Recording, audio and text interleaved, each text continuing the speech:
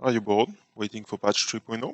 Well, you've come to the right place. Today I'm gonna give you a few tips that you can use right now to get the best possible start in patch 3.0.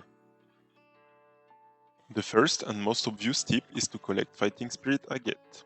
As you can see on the screen, the NPC where you can trade them now offers different items, and while the first page isn't so interesting, the magic happens on the second page.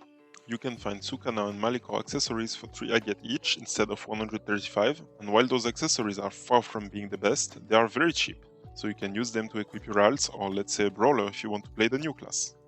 Then we can see Alukina, Masto and Velator accessory boxes at 95 agate each. Those are still insanely good for defensive set as they have the same amount of elemental defense and HP as the new level 6 CPVE accessories, and only a little bit less magic resist.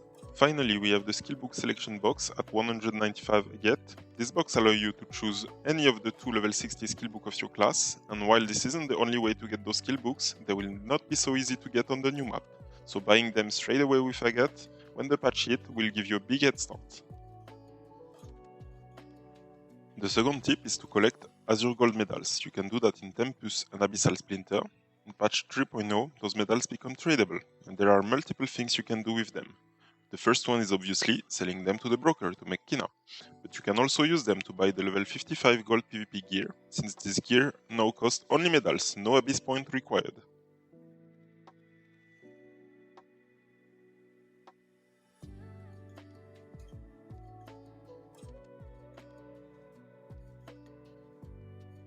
You can also throw them in the medal fountain in Gelkmaros or Pandemonium to try to upgrade them into platinum medals. Those fountains have much better rates than the other medal fountain we've known through the history of Ion, as this one does not give you rusty medals. The worst you can get is a medal fragment. I've traded a few medals to show you the rates, as you can see on the left side of the screen. The third tip is to either collect or use your Crusader token before patch 3.0. If your goal is to make Kina, definitely use them before 3.0, as the Godstone bundle in 3.0 is worse and more expensive.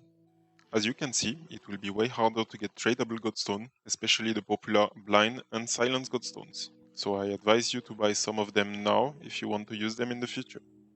If you prefer to get Abyss points, you can farm those tokens on many alts now as they become account tradable in 3.0, which will allow you to buy a lot of Crown bundle on the character of your choice.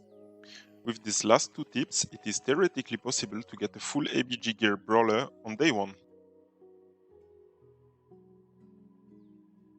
The last two things you can do to prepare 3.0 if you don't need the old medals anymore is to keep the Dredgen quest item and report the quest on the first day of 3.0, as this quest is still the same, but the reward got upgraded to the new medals.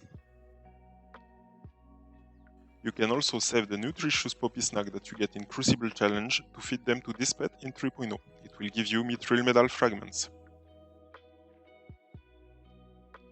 And finally, stock some AP so you can buy the new levels of your Stigmas. Here is the list of all the new levels available, so look at what you need and make sure you have enough AP on yourself.